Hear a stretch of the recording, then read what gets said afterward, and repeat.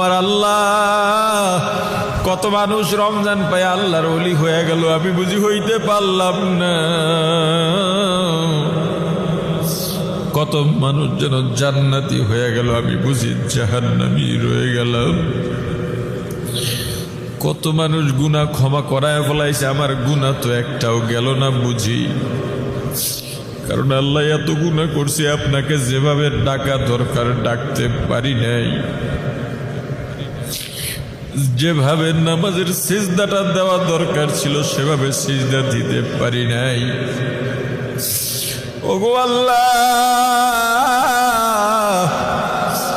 যেভাবে তেলাওয়াত করা দরকার ছিল পারি নাই। আমার সময় চলে যায়, আমি এই 2 দিনে আর কি বা করতে পারবো। আল্লাহ, আপনার নেককার বান্দাদের সঙ্গে আমাদের শামিল করে নেন আল্লাহ।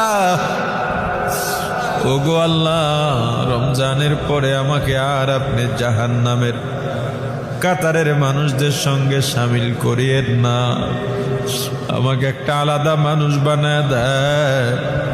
জিকিরের স্বাদ জিহ্বায় লাগায় দেন, নামাজ ইবাদত নেক কাজের স্বাদ অন্তরে বসায় দেন। আমি আর গালি দেব না, তওবা করো রে ভাই, তওবা করো, মনটাকে নরম বানাও।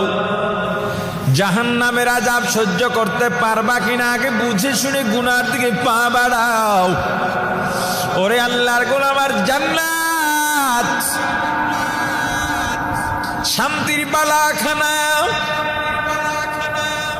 দুনিয়ার যত শান্তি, যত সুখ, যত আরাম সব যদি এক জায়গায় করা হয়, জান্নাতের এক জাররা শান্তির সমান হবে না। হে রোজাদার ভাই, ওই জান্নাত পাওয়ার জন্যই তো রোজা রাখলাম, তারাবি পড়লাম। পরকালে মুক্তির জন্যই তো ব্যবসা বাণিজ্য ছেড়ে মসজিদে এসে বসে রইলাম। আল্লাহ বান্দার অন্তর দেখেন, আল্লাহ বান্দার অন্তর দেখেন। ওই পরকালে মুক্তির জন্যই তো কত মানুষ দুনিয়াদার হয়ে দুনিয়ায় মত্ত হয়ে রইল। আমি তো ওই পরকালের মুক্তির জন্যই দুনিয়া চিনি, তবুও দুনিয়ার পিছে ঘুরলাম না। ক্ষমতা বুঝি, ক্ষমতা চিনি, তবুও ক্ষমতার পিছনে না গিয়ে আমরা মসজিদে বসলাম, তাহাজ্জুদ পড়লাম, তেলাওয়াত করলাম, ইতিকাফে বসলাম। এদের জন্য কত জান্নাতের নাজ নিয়ামত অপেক্ষা করতেছে। শোনো, জান্নাত এত মজা, এত মজা, এত মজা জান্নাত। তবে যারা দুনিয়া চায় তারা পরকালে জান্নাত পাবে না। আল্লামা কারি তৈয়ব সাহেব রাহমাতুল্লাহ আলাইহি খুতবাতে হাকিমুল ইসলামের মধ্যে একটা ঘটনা বর্ণনা করেন।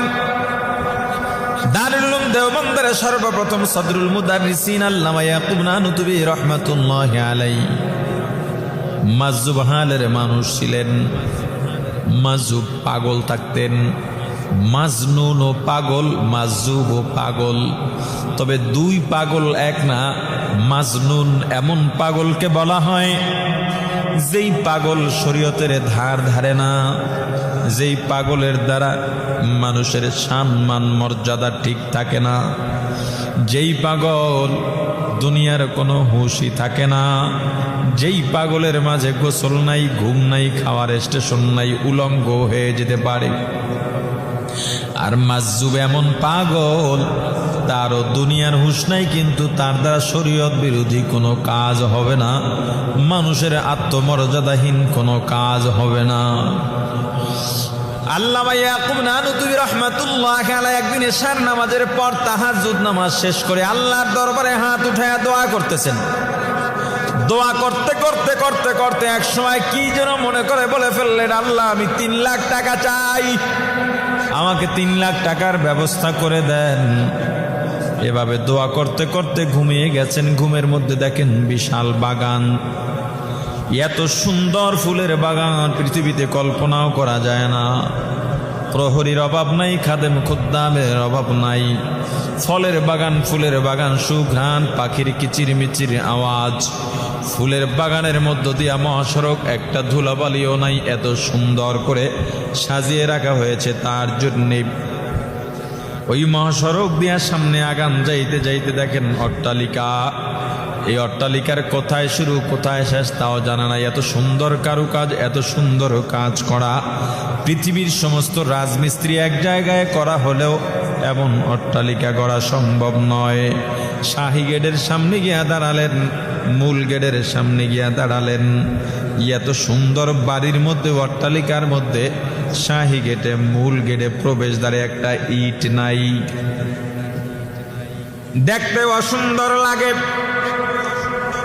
আপনার গায়ে ধবধবে সাদা কাপড়ের পাঞ্জাবি পরা, জুব্বা পরা, বুকের মাঝখান থেকে যদি একটু কালো রং অথবা আলকাতরা লাগানো থাকে দেখতে ভালো লাগবে নি। অথবা আপনার গায়ে কুচকুচে কালো একটা জামা পাঞ্জাবি আছে, এই কালো জামার বুকের মাঝখান দিয়া যদি সাদা রং বা চুন লাগানো থাকে দেখতে ভালো লাগবে নি। এত বড় অট্টালিকায়, এত সুন্দর অট্টালিকা দেখলেই পরাণটা জুড়িয়ে যায়। এই অট্টালিকার মূল প্রবেশ দ্বারে একটা ইট নাই, দেখতে ভালো লাগে না। প্রহরীকে ডাক দিলেন, হে প্রহরী, এখানের ইটটা কই, ইটটা লাগায় দাও। প্রহরী ডাক দেয়া বললে, এই বাড়ির মালিক, এই বাগানের মালিক ইয়াকুব নানুতুবি, উনি আজকে আল্লাহর কাছে 3 লাখ টাকা চাইছিলেন। যারা আল্লাহর কাছে দুনিয়া চায়, আল্লাহ এই বাড়ি খুইলা খুইলা দুনিয়া দিয়া দেন। আজকে 3 লাখ চাইছে, পরে আবার চাইলে আরো খুলবে। এভাবে চাইতে থাকলে এক সময় এই ঘর বাড়ি কিছু থাকতো না। এটা একটা শিক্ষার জন্য, বাস্তবতা তো এমন না, স্বপ্ন তো স্বপ্নই, শুধুমাত্র শিক্ষার জন্য বলা। আল্লামা ইয়াকুব নানুতুবি রহমাতুল্লাহ আলাইহির ঘুম ভেঙে গেল। এবার আল্লাহর দরবারে রোনাজারি করতেছেন, আবার ওযু করে নামাজে দাঁড়ায় শুধু কান্না আর কান্না।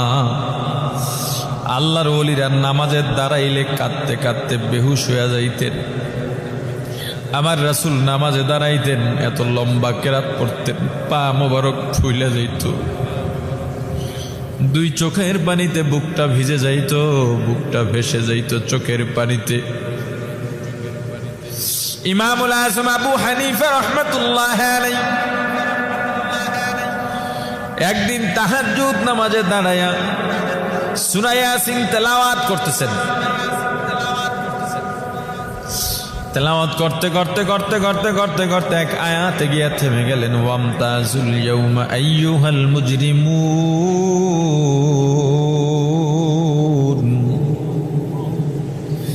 কিয়ামতের ময়দানে আল্লাহ পাপিষ্ঠদেরকে গোসা করে দেখে বলবেন, হে মুজরিমিনের দল, হে পাপিষ্ঠের দল, তোরা আলাদা হয়ে যাও।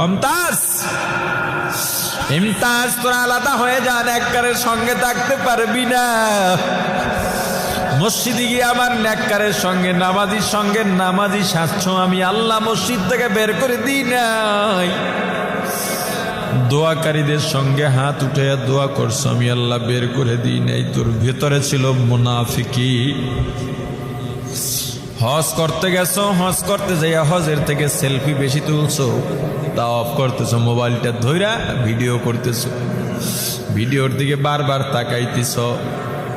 ওরে তুই যদি হজ করতে গিয়ে এভাবেই করেই থাকিস, তাহলে হজ করতে গেলি কেন? বাইতুল্লাহর সামনে দাঁড়াইলে কোনো মুমিন তো মোবাইল কি দুনিয়ার দিকে কোনো খেয়ালই থাকতে পারে না, এটা তো ভিন্ন একটা জায়গা। বাইতুল্লাহর সামনে দাঁড়াইলে মানুষ নিজেকে স্থির রাখতে পারে না, রওজার সামনে দাঁড়াইলে মানুষ নিজেকে স্থির রাখতে পারে না, এটা একটা ভিন্ন জায়গা। আফসোস, এই বাইতুল্লাহর চত্বরেও মানুষের টাকা চুরি হয়। ইমামুল আযম আবু হানিফা রাহমাতুল্লাহ আলাইহি কাঁদেন আর এই আয়াতটি তেলাওয়াত করে